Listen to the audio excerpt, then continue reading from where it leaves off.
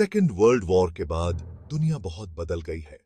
आज हमारे पास इंटरनेट और सोशल मीडिया है, जिससे इंफॉर्मेशन बहुत तेजी से फैलती है। लेकिन यही टेक्नोलॉजी जो हमें जोड़ने के लिए बनी थी, आज प्रचार और अफवाहों का अड्डा बन गई है। आज चीन और पाकिस्तान जैसे देश सोशल मीडिया का इस्तेमाल करके भारत के खिलाफ नया प्रचार युद्ध छेड़ रहे हैं। फर्जी खबरें, भड़काऊ भाषण और मनगढ़ंत कहानियां, ये सब इस नए युद्ध के हथियार बन गए हैं। इनका मकसद है भारत की छवि खराब करना, लोगों के मन में डर और शक पैदा करना। हजारों की संख्या में फर्जी अकाउंट और बॉट्स बनाए जाते हैं, जो दिन रात झूठ फैलाते रहते हैं। इनका मकसद है लोगों को गुमराह करना, समाज में फूट डालना और देश को कमजोर करना।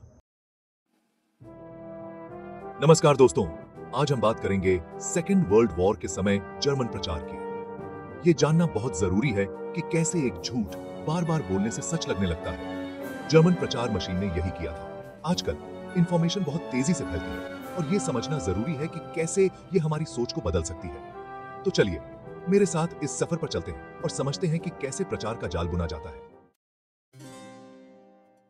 सेकेंड वर्ल्ड वॉर के दौरान जर्मन प्रचार मंत्री जोसेफ गोएबल्स ने बहुत बड़ा प्रचार तंत्र बनाया। उनका मकसद था जर्मन लोगों को नाजी विचारधारा से जोड़ना और युद्ध के लिए उनका समर्थन पाना। रेडियो, फिल्में, पोस्टर और अखबारों का जमकर इस्तेमाल हुआ। जर्मन सेना को अजेय दिखाया जाता, उनकी बहादुरी की कहानियां बनाई जाती।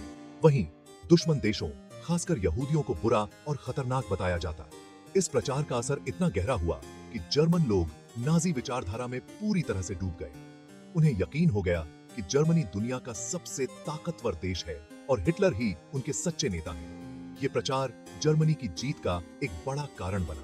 इससे हमें ये सीख मिलती है कि प्रचार कितना खतरनाक हो सकता है। ये न सिर्फ लोगों को गुमराह करता है, बल्कि उन्हें हिंसा और नफरत के रास्ते पर भी ले जा सकता है।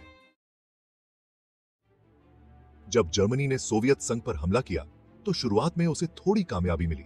जर्मन प्रचार तंत्र ने इसका पूरा फायदा उठाया और पूर्व में विजय नाम का एक बहुत बड़ा प्रचार अभियान चलाया।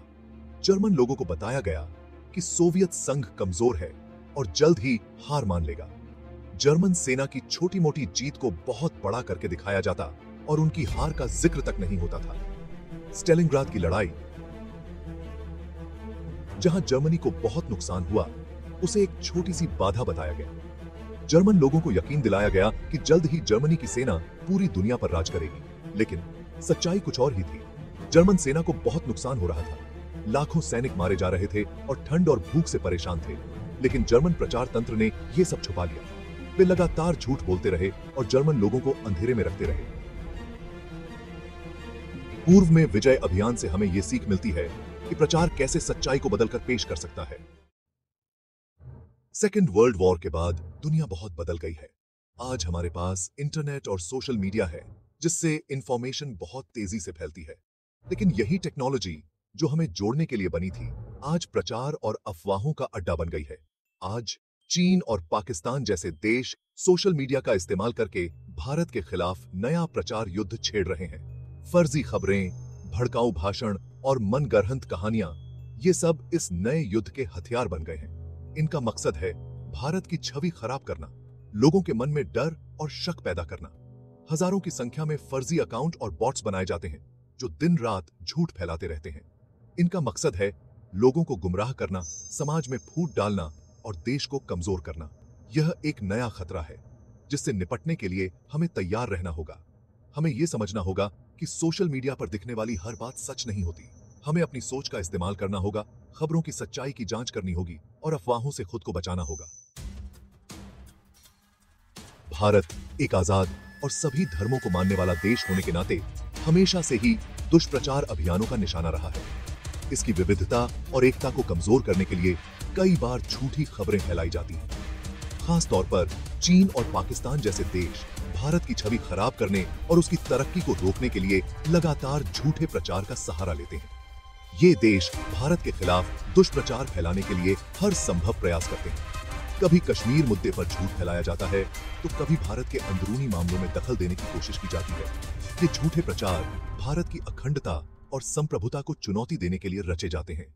दुनिया में भारत को बदनाम करने की साजिशें रची जाती हैं और सोशल मीडिया पर जहर घोला जाता है।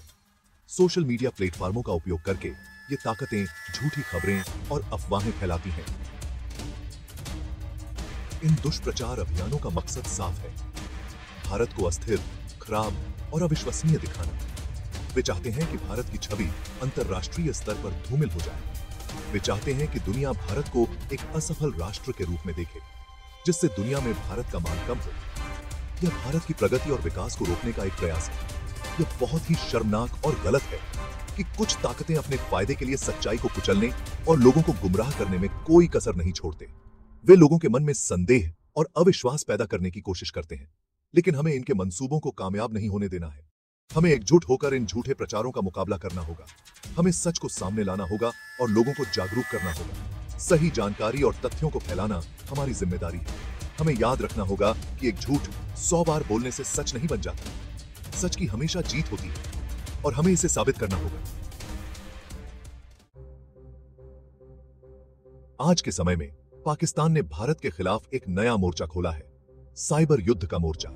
यह युद्ध पारंपरिक युद्ध से बिल्कुल अलग है, क्योंकि इसमें दुश्मन अदृश्य है और हमले डिजिटल माध्यम से होते हैं। इस अदृश्य जंग में पाकिस्तान द्वारा ट्रेंड साइबर सैनिक भारत को अंदर से कमजोर करने के लिए हर हथकंडा अपना रहे हैं।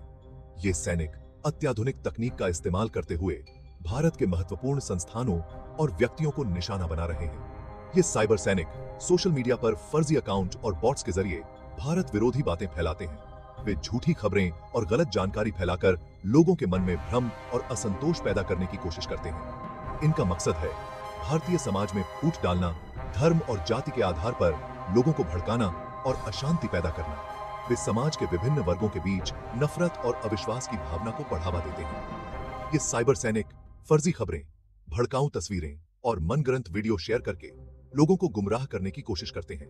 वे ऐसी सामग्री तैयार करते हैं जो लोगों की भावनाओं को भड़काने का काम करती है। उनका मकसद है भारत में अफरा तफरी फैलाना और उसकी छवि खराब करना। वे चाहते हैं कि भारत की आंतरिक स्थिरता को नुकसान पहुंचे और उसकी वैश्विक छवि धूमिल हो। इनके निशाने पर होते हैं भारत के युवा, जिन्हें आसानी से बहकाया जा सकता है।